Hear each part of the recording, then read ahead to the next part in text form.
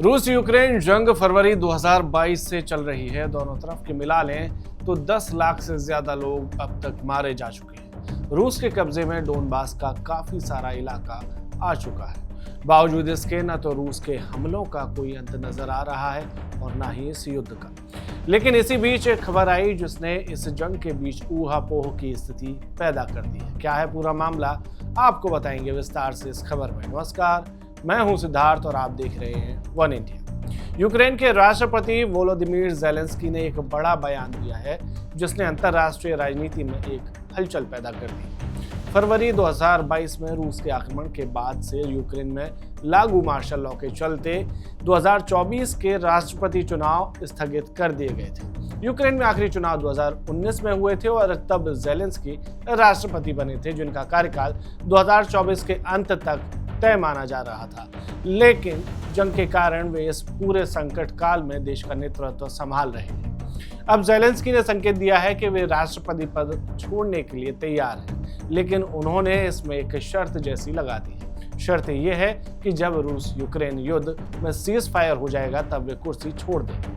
America के New York स्थित United Nations के हेडक्वार्टर में आयोजित एक बड़ी बैठक में भाग लेने के बाद एक्सियोस को दिए गए एक इंटरव्यू में उन्होंने साफ कहा कि उनका लक्ष्य चुनाव जीतना नहीं है, बल्कि अपने देश को युद्ध से बाहर निकालना है।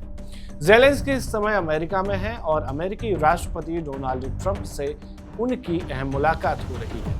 इंटरव्यू के दौरान उन्होंने कहा कि वे अपने देश के साथ इस कठिन समय में खड़े रहना चाहते हैं, लेकिन जैसे ही युद्ध विराम होगा वे संसद से चुनाव कराने का अनुरोध करेंगे और खुद चुनाव में हिस्सा नहीं लेंगे। ये बहुत बड़ी बात है कि उन्होंने स्पष्ट किया कि वो खुद चुनाव में हिस्सा नहीं लेंगे, यानी कि ओपोनेंट होंगे लेकिन वो आपस में चुनाव लड़ेंगे।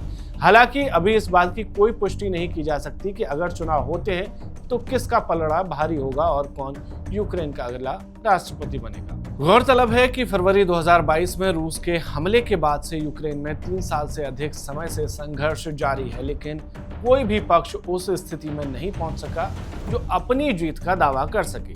इसके बावजूद ज़ेलेंस्की ने अपने नेतृत्व पर जनता का भरोसा बनाए रखा है।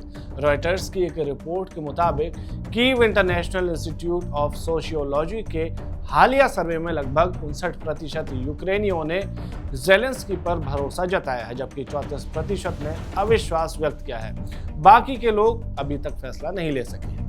विश्लेषकों का मानना है कि राष्ट्रपति का यह बयान यूक्रेन की राजनीति और युद्ध की रणनीति दोनों के लिए अहम मोड़ साबित हो सकता है। इसके साथ ही ज़ेलेंस्की ने रूस को कड़े शब्दों में चेतावनी दी है कि अगर मॉस्को ने आक्रमण नहीं रोका तो क्रेमलिन स्वयं एक टारगेट बन जाएगा और रूस के शीर्ष अधिकारियों को शेल्टर तलाशने पड़ेंगे। उनके शब्दों में उन्हें पता होना चाहिए कि शेल्टर्स कहाँ हैं, उन्हें इसकी जरूरत पड़ने वाली है। इस सख्त संदेश से साफ है कि यूक्रेनी राष्ट्रपति अब भी समझौते के बजाय मजबूत रुख अपनाए हुए हैं। आने वाले समय में यह देखना दिलचस्प होगा क्या रूस इस चेतावनी को गंभीरता से लेता है और युद्ध विराम की ओर कोई ठोस कदम उठाता है, या फिर पूर्वी यूरोप में यह संघर्ष और लंबा खिंचने वाला है। फिलहाल दुनिया की नजरें कीव और मॉस्को पर टिकी हुई हैं और इस बयान ने यूक्रेन के भीतर राजनीतिक हलचल और अंतर्राष्ट्रीय मंच पर नई चर्चाओं को जन्म दे दिया है।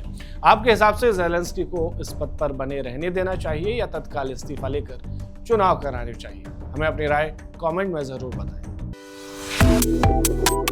Subscribe to One India and never miss an update. Download the One India app now.